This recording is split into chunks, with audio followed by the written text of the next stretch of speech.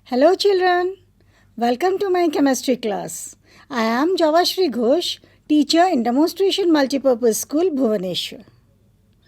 Children, I am really happy to have you all with me. Although we have not seen each other, but I feel so connected with you all and I am trying my best to help you all with your chapters. Children, in last class, we had started the third chapter of your science book, that is, atoms and molecules. And even we have covered some portion of that. Today, we'll learn some more new concepts. Before that, children, let me tell you, get ready with your NCERT books, your notebooks, and pen. Are you ready, children? Shall we start?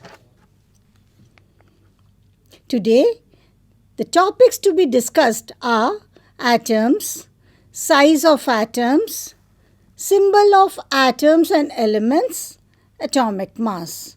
These are the topics we'll be discussing. But children, before that, let us just brush up our memory. That is, recapitulate the concepts we have done before. In our previous classes, we had done laws of chemical combination. What were the laws? We had done two laws, laws of conservation of mass and law of constant proportion or law of definite proportion. What do they say? Law of conservation of mass.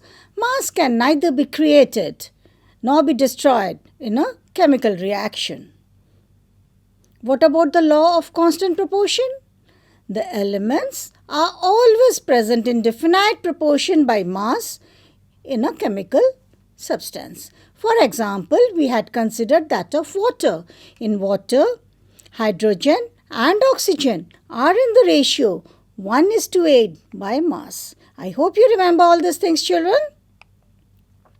Next, we had also done the postulates of atomic theory by John Dalton. What were the postulates? They were: the matter is made up of tiny particles called atoms that cannot be divided. Atoms are never created or destroyed during a chemical reaction. Atoms of an element exhibit same nature. They have the same size, mass, and character. Atoms of different elements exhibit variant nature. They do not have same characteristics. Children, we had discussed, I had shown you some figures like elements A, element B having different type of atoms. I hope you remember all these things. Next is, atoms form compounds by combining in a ratio of whole numbers. As I had told you, it is always H2O or H2O2, CO2. We never find H2.5 with O3.6. Do we ever? No. Next is, a compound contains a constant number and kinds of atoms. Okay, children, this is about brushing up our memory. Now, today, just look at this. What is going on over here? Can you say? Okay, here a wall is being built up. Okay, how do we build up a house? First, we pile some bricks. We make a wall or the number of walls needed. Then we connect it. Is not it? That is how a house is built. And the houses are given different shapes. But remember one thing. Like, what is the starting material for that? We start with the bricks. Very initial step is the bricks. Bricks are the fundamental units. Okay. Similarly, children, for matter, atoms are the fundamental units. Atom combine to form matter. Atoms of same element, they form a molecule. Atoms of two or more different elements, they form compounds. We will learn about that in the later part of this chapter. So, let's know what are atoms. Children, just imagine I have a piece of paper.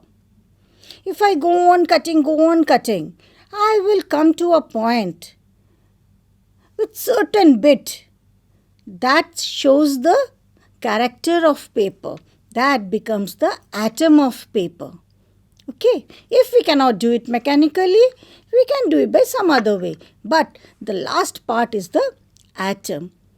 As we had discussed, you might feel atoms have got some subatomic particles like electrons, protons, neutrons. We'll learn in the later chapters. But children, those things do not possess the property of atom. Like atom of oxygen. Suppose you have element oxygen. Atoms of oxygen has the property of oxygen only, but the subatomic particles, electrons, protons, neutrons, they do not exhibit the property of oxygen. So, the building block of the element is always an atom. So, children, what is an atom? What are the different characteristics of atom? The atom is the basic building block of chemistry. I'm saying chemistry. Why chemistry? Because basic building block of chemistry is elements and compounds and molecules and all those things. And basic building block for that is the atom. Okay. An atom is the smallest unit of matter that has the characteristic properties of a chemical element. Thus, as I have told you, the last bit of paper will show the characteristic of paper only. The last bit of one atom of oxygen will show the characteristic of oxygen. Okay. An atom is the smallest unit which takes part in the chemical reaction. Actually, whenever a chemical reaction is going on, atoms are the smallest unit which take part. Okay. An atom is a particle of matter that uniquely defines a chemical element. Their characteristics, their properties, their physical properties, their chemical properties, their behavior, everything is governed by the unit particle, that is the atom. An atom is the smallest unit into which matter can be divided without the release of electrically charged particles. We are saying electrically charged particles means we are talking about the subatomic particles. Okay. Now, let us come to the size of atom. What is the size of atom? It goes beyond your imagination, the size of atom. The size of atom are very, very, very small. The size of atoms are measured in nanometers. What is that nanometer? We denote it by nm. 1 nm, as you see on the screen, children, it's written 1 nm is equal to 10 to the power minus 9 meters. Can you imagine how small it is? Let me give you an example. Suppose, children, everybody, you have a scale with you. Is not it? You have a scale. In the scale, you have the marks of centimeter as well as the millimeter. The smallest division you see over here is 1 millimeter. This much. When, children, you will divide that 1 millimeter into 10 lakh parts. Just imagine 10 lakh parts, 1 with 6 zeros. The small part, that is nearly the size of the atom. Can you imagine? It's not possible to see with our naked eyes. That can be shown by high electron microscopes. Okay, high power microscopes. Children, so you have an idea how small is the size of the atom. Let us give certain comparisons so that you have a broader idea. Here I have got some atoms of hydrogen with the radius in meters. Here you have written radius in meters. About atoms of hydrogen, molecule of water, molecule of hemoglobin, grain of sand, ant and watermelon. We start with the atom of hydrogen. Atom of hydrogen is 10 to the power minus 10 meters, that is 0.1 nanometer. That very small. And on comparison, we last come to the watermelon, which is the radius is 10 centimeter, that you can see with your naked eyes. Even a grain of sand, one grain of sand is difficult to see with our naked eyes. Children, so you can go to that limit of imagining how small an atom can be.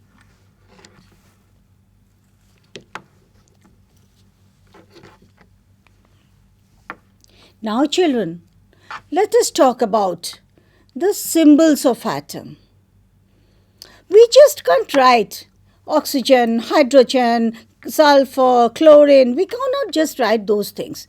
We have to denote it by certain symbols because if I am writing, I talk about the carbon dioxide, okay? Carbon dioxide, I have to write the full 3 words, carbon dioxide. In many reactions, when carbon dioxide reacts with so and so, we get so and so. It becomes a very long sentence. It's wasted of time and energy.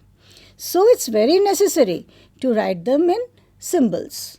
And that too, one more importance is that if you are writing or using the symbols, from those symbols also we can know what is the proportion of the elements in a compound and how many atoms are used up to make that compound. So, symbols of atoms. Dalton was the first scientist. Dalton, he has lots of contribution in chemistry, children.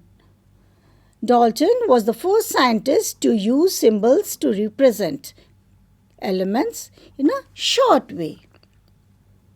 Dalton's symbol for an element represented the element as well as one atom of that element.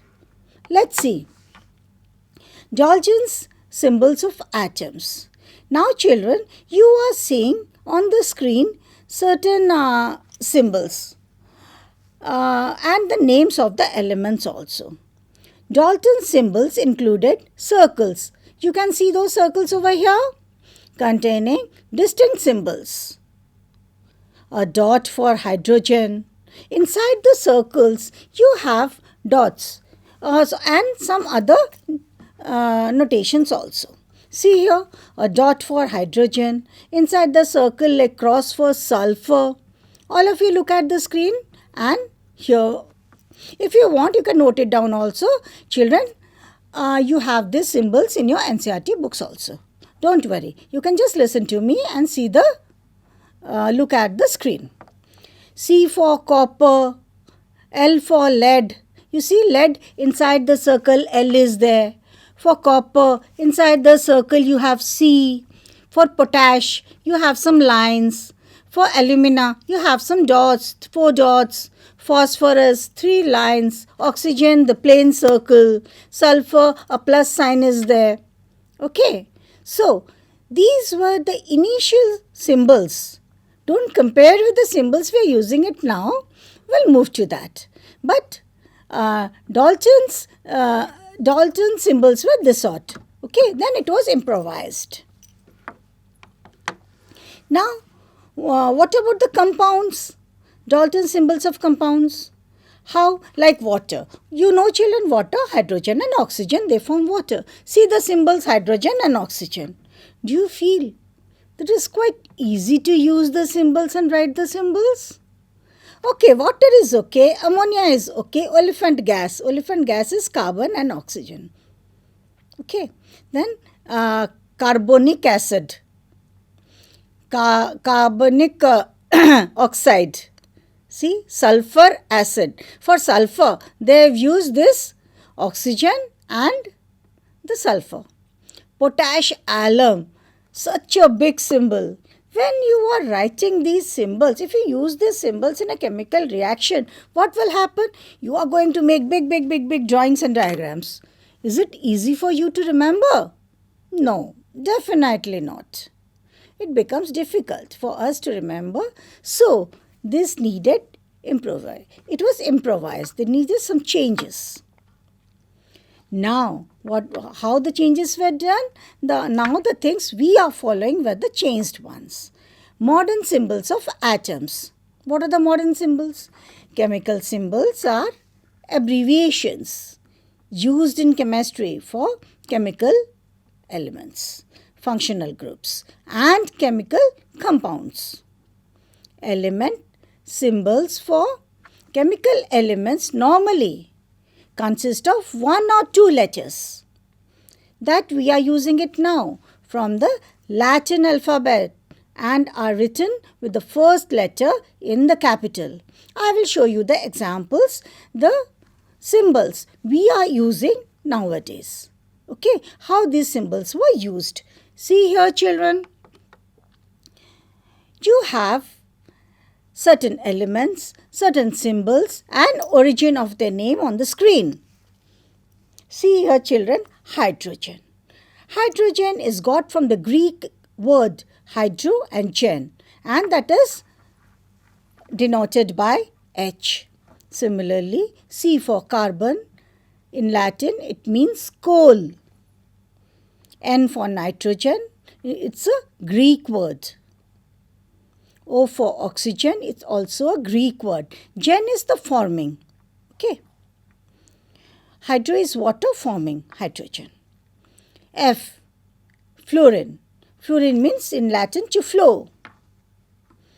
P, phosphorus. It's a Greek word, means light bearing. It gives out light. Light bearing word. S is sulfur. In English, it is sulfur, and in Latin, it is sulfur.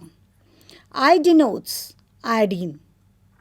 That is the violet color. In Greek, I've told you, generally our modern symbols are got or proposed by the Greek or the Latin words. Okay, children? But children, these elements, that those I have shown, and some other elements are also there. These are generally used elements. They have the symbols with just one English letter, that is in uppercase, that is the capital letter. Okay. But I'm sure you might have come across certain other symbols with a capital letter and a small letter. Is not it? Yes, we'll see how they are formed. See here, children. We have certain symbols, elements and origin of their name. Here we have used one capital letter and one small letter. Why did we go for that? Why? Helium, that is from the Greek word helios, means sun. He. We denote helium by He. Why do we do this by He? Because if you are using the starting letter, we had used it for hydrogen. So there will be some confusion. To avoid those confusions, we are using first two letters of certain words to denote those elements. Helium, He. Neon. It's a Greek word, neo. From that neon, Ne. Why Ne? For nitrogen we had used N. Magnesium. That is from the word magnesia. That is Mg. Okay. We have with M lots of elements. Magnesium, manganese, molybdenum. All these words. So, to avoid those confusion, we are using the first two letters, Mg. Then comes aluminium. The Latin word is alumen. Let me tell you one thing, children. If you want, you can note it down. You have your notebooks and pens with you. Okay. So, if you want, it will help you in your long run. And even some of you are interested in general knowledge also, you can have this for your general knowledge. If not for your exam purpose, you can use it for your general knowledge or some other important exams you will be appearing. You may need this. So children, it's better if you make a note of it. Then comes chlorine. Chlorine, Greek word greenish yellow. That is we denoted by Cl. Argon. In Greek, idol. Why do we call it idle? Because they're least active elements. These are noble gases or inert gases. Okay. So, argon, Ar. Calcium, it's a Latin word for lime. Okay. That is Ca. Greek, in Greek, color is chromium, Cr. Cobalt, CO. All this C, and along with that Cc, we are using the second alphabet in the lower case, that is in the smaller letter. Okay. Cobalt, it's a German word, we use CO. Copper, it's an English word from the Latin word cuprum. So you use Cu. And zinc, and it's a German word zinke, prong or the tooth. It's named for the tooth, and it is Zn. Okay, children, you have a very rough idea why we use two letters to make it a symbol for certain elements. Okay, children, let's go for this is one more special case. Till now, we have used the first two letters of those name of those elements. But here, you see, these are quite different. What is the difference, children? For sodium, we are writing Na. Sodium is something you feel like SO or SD, something should be there. But is it the fact? We are having sodium as Na. Why this happens? This, we have directly taken it from their original name. The original name for sodium is natrium. Remember this, take it down, it's very important. Children, write it on your notebooks. Sodium, it is from Na, the symbol is Na from the word natrium. Potassium, we denote it by K, and it's from the Latin word kalium.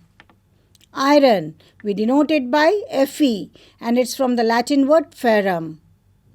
Silver, we denote it by Ag, and it's from the Latin word argentum. And tin, the Latin word is tannum, and we denote it by Sn. What about gold? Gold, the Latin word is aurum, and we denote it by Ag. Mercury, in Greek word is hydrogyrus, and we denote it by Hg. What about lead? The original Latin word is plumbum. So you use Pb. Okay, Pb for lead. Children, please make a note of it. I am telling it repeatedly. You may have questions from these also, and you will be using these symbols throughout your, till you study chemistry. You should not forget this. You have to remember these words. Okay, children? Now, let's come to the checkpoint. What is the checkpoint? Checkpoint, just brushing your memory. What we have studied, you just see the questions on the screen and you write the answers, then I'll discuss. What are the symbols for the following elements? For sodium, copper, mercury, calcium. I'm waiting, children. Hope you have written it down. Okay. It needs just few seconds to write it down. Did you write Na for sodium? Put a tick mark over there. If you have written Cu for copper, put a tick mark and cheer yourself. What about mercury? Is it Me? No, sorry, it's Hg, mercury. If you have written Hg, big tick. And that last one is calcium. Calcium is Ca. Those who have done, you have got 4 out of 4. Next question is, why is it necessary to use symbols for elements? I have discussed with you, children. Do you remember? I have told you why it is necessary to use the symbols for element. Remember that big notations. Are we supposed to write, if we write ammonium chloride, I'll make the symbol for ammonia, then I'll write ammonia, then I'll write hydrogen, then I'll write chlorine. Is it possible to do it always? No. So why it is necessary to use symbols? To make it, shorten it. And from the symbols, we can also know the elements which are forming the compounds, or what is the proportion of the atoms that are taking part in the reaction or forming the compounds. So it is very necessary to use the symbols for the elements. Okay, children, take note of it and write in your notebooks. So, what's the last question? What are the Latin names for the following elements? Children, I told you to take it down. You might have noted it. Tin. Latin name? You know it, stannum. What about lead? It is plumbum. What about gold? It is aurum. Silver, argentum. Potassium, calcium. So, little bit brushing is done. Now you brush up your memory and just try to recollect those name of symbols for the elements we'll be using. These children, you have to remember it. If you practice 2 or 3 times, you will remember it.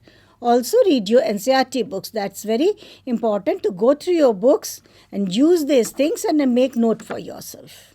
Okay, children? Now, let's go for how to determine the mass of atom. Size of atom you have known. I told you it's very, very, very, so very small. And I showed you how small it can be. Now you have an extent of imagination how small an atom can be. Now, mass of atom, that too. It is also very, very small. Since atoms are very, very small, is it possible, do you feel we can weigh those atoms? No, children, it's not at all possible. We cannot weigh the atoms. Okay, we cannot find the absolute mass of atoms as we weigh our potatoes, we weigh our grocery, we weigh gold and silver in kg and all. But mass of atom, can you imagine? No, it's not possible to find the absolute weight.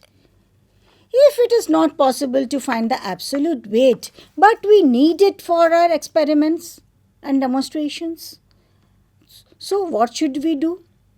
It was the scientist, and especially Dalton, they found a way out. They found the mass of atoms. They found the relative mass of atom comparing with other atoms or elements. Let's see how this is done. Mass of atoms, since the size of atom is very small, hence directly measuring its mass is not possible.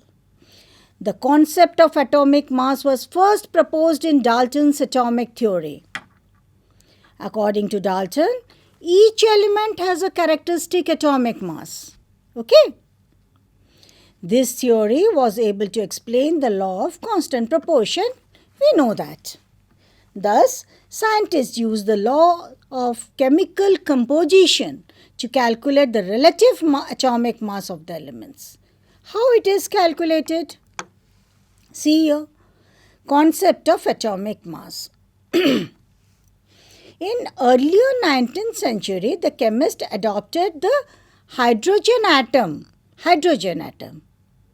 as a standard of mass and set its atomic weight at 1.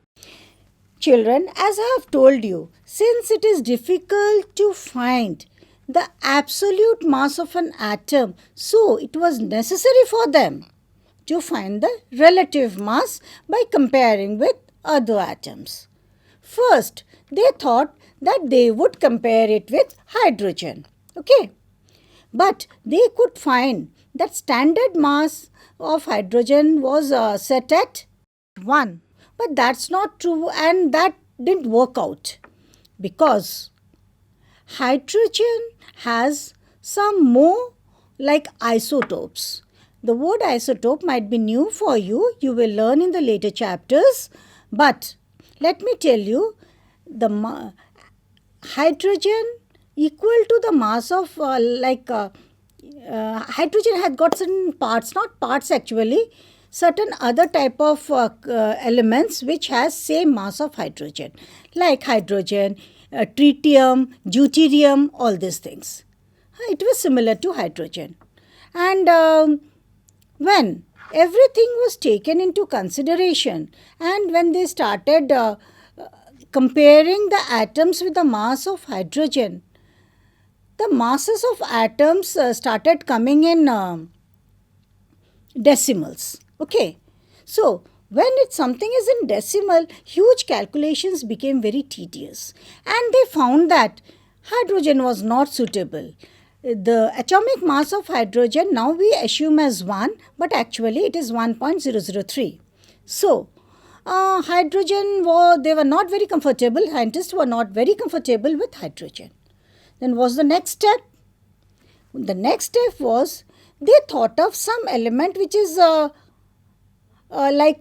reactive. It reacts, it is found in abundance, and it has a tendency to mix with other elements also, and that came out to be oxygen. Okay. They even tried, say, in 1850s, what happened? Chemists used a unit of atomic weight based on saying the atomic weight of oxygen was 16. Through different experiments, okay, by law of definite proportion and by experimenting with different compounds of oxygen, they assume that weight of oxygen was 16. Oxygen was chosen because it forms chemical compounds and many other elements, simplifying determination of the atomic weights. One atomic mass was taken as 1 by 16th of mass of oxygen. At first it was taken as the standard unit. But this also didn't work out. And the same problem happened, like atomic masses of many elements came in decimals, and all those calculations and all became very tedious. So this was also not considered. Finally, which was considered and till we are following it, that is in 1961, nearly after 90 years, and universally accepted atomic mass unit, that is carbon-12. Isotope was chosen as standard for measuring atomic mass. Why the word carbon-12 is there and isotope is there? I told you carbon-12, another isotope of carbon is there, that is carbon-14. Okay. So, here the word isotope is used. Carbon-12 suited this purpose perfectly. Carbon-12 was the perfect element to be chosen for making a standard for measuring the atomic masses. Okay. One atomic mass unit. Now, one atomic mass unit was taken to be 1 by 12th of the mass of carbon-12 atom. Okay, children? See, 1 by 12th of C12 was taken to be the standard for measuring the atomic mass unit.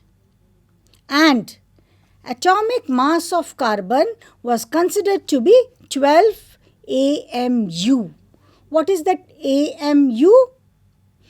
AMU means atomic mass unit. So, children, how do we define atomic mass? Atomic mass of an element may be defined as the average relative mass of an atom of the element as compared with the mass of an atom of carbon, that is C12 isotope, taken as 12 AMU, that is atomic mass unit. Okay, children? So, here, see here, example calculation of atomic mass. 3 grams of carbon combined with 4 grams of oxygen to form 7 grams of carbon monoxide. This shows that 4 by 3 carbon reacts with 4 by 3 mass of oxygen of it to form carbon monoxide. 4 by 3 means how can you find the atomic mass of oxygen? Just you can look at the screen. 4 by 3 into 12 is 16 AMU. So, atomic mass of oxygen was considered as 16 AMU. As per the recommendations of IUPAC, AMU is now written as U, that is the unified mass. What is IUPAC? International Union for Pure and Applied Chemistry. They approved the things. So, AMU has been approved to be written as U, that is the unified mass. Here we have the atomic masses of some elements over here.